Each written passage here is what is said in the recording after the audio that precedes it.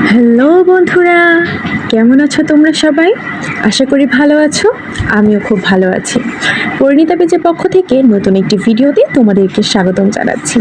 তো আজকে আমি তোমাদের সাথে দুপুরের যে খাওয়া দাওয়ার যে মেনু সেগুলো শেয়ার করতে চলেছি, আর কি কি দিয়ে কিভাবে খাচ্ছি সেটাও তোমাদের সাথে শেয়ার করতে চলেছি।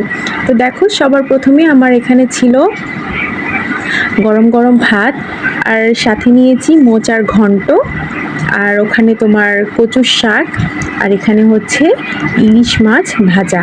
গরম গরম ভাতের সাথে যদি ইলিশ মাছ ভাজা আর ইলিশ মাছ ভাজার তেল থাকে তাহলে কিন্তু আর কিছুই লাগে না। তো আর দেরি নাই, চলো ভিডিওটা শুরু করি বন্ধুরা। দেখো, এখানে আমি প্রথমে মোচার ঘন্ট নিয়ে নিয়েছি।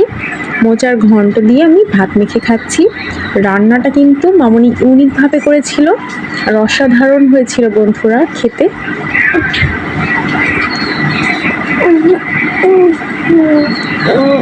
তো মোচার ঘন্ট দিয়ে আমি পুরো ভাতটা মেখে খেয়ে নিলাম।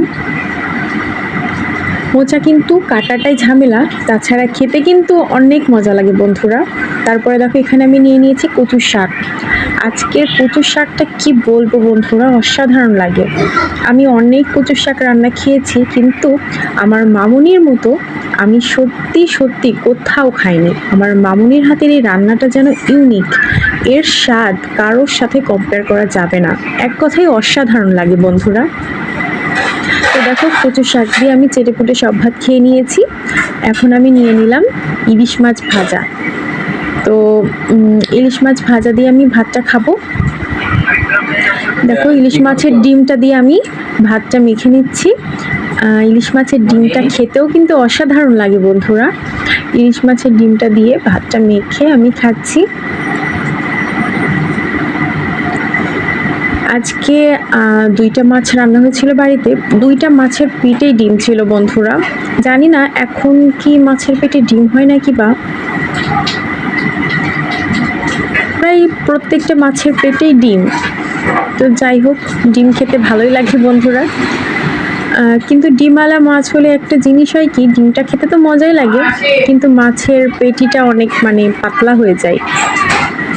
যে মাছটাই আবার ডিম থাকে না, সেই মাছটার টেস্ট আবার আলাদা রকম হয়। তো যাই হোক, দেখো কথা বলতে বলতে আমার এখানে মাছ ভাজা দিয়ে খাওয়া কমপ্লিট। এখন আমি মাছের ঝোল নিয়ে নিচ্ছি। আজকে রান্না হয়েছিল তোমার বেগুন দিয়ে আলু দিয়ে ইলিশ মাছের ঝোল পাতলা করে। তো রেসিপিটা আমি তোমাদের সাথে শেয়ার করব অবশ্যই, আমার পেজে তোমরা দেখতে পারবে। তো দেখো, এই মাছটার পেটেও ডিম ছিল।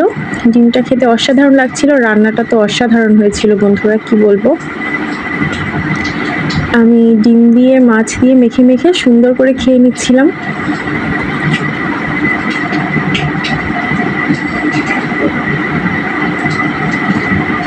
ইলিশ মাছের ওই যে দুই পাশে যে একটা মেটে কালারের মতো থাকে না, ওটাকে আমরা ছোটবেলায় বলতাম যে এটা হচ্ছে হরিণের মাংস। আমি আর ভাই ওটা নিয়ে মারামারি করতাম যে না, এটা হচ্ছে আমি খাবো, ও বলতো আমি খাবো, এরকম এরকম করে।